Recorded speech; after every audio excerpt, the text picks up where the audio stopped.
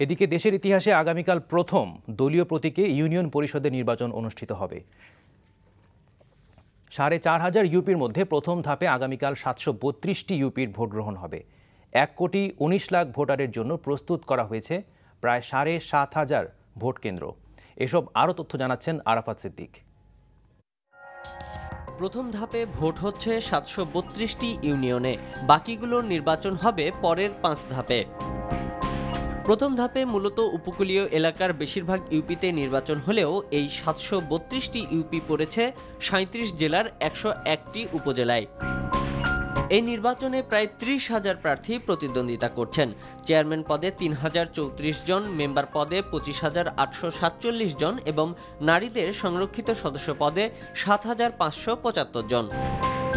UP নির্বাচনের ইতিহাসে এবারের মতো বিনা প্রতিদ্বন্দ্বিতার রেকর্ড নেই। প্রথম ধাপে দলীয় প্রতীকে হওয়া ৬২টি ইউপিতে ক্ষমতাসীন আওয়ামী লীগের প্রার্থী রয়েছেন বিনা প্রতিদ্বন্দ্বিতায়। এছাড়া ১৭৯ জন সাধারণ সদস্য পদে এবং ৫৪ জন সংরক্ষিত নারী সদস্যও বিনা প্রতিদ্বন্দ্বিতায় নির্বাচিত হয়েছেন।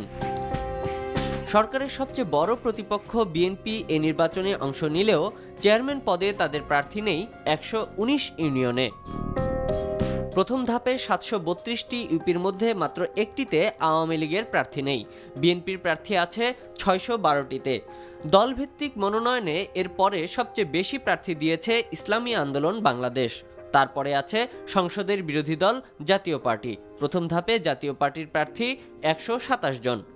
৩,০৩৪ জন চেয়ারম্যান প্রার্থীর মধ্যে নির্দলীয় স্বতন্ত্র প্রার্থীর সংখ্যা ১,২৪৬ জন।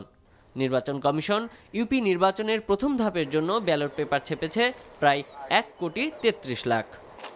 Arafat Siddique, NTV news, Dhaka. প্রথম ধাপে ইউনিয়ন পরিষদের ভোট গ্রহণ উপলক্ষে কেন্দ্রগুলোতে সরঞ্জাম পাঠানো শুরু হয়েছে।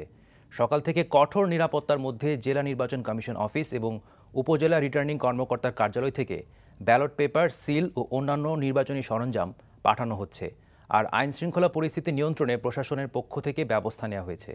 নির্বাচন সুষ্ঠু করতে মাঠ পর্যায়ে বিজিবি, র্যাব, পুলিশ ও আনসার ব্যাটালিয়নের সমন্বয়ে প্রায় ১,৮০,০০০ নিরাপত্তা কর্মী মোতায়েন থাকবে বলে জানিয়েছেন পুলিশের মহাপরিদর্শক AKM শহীদুল হক।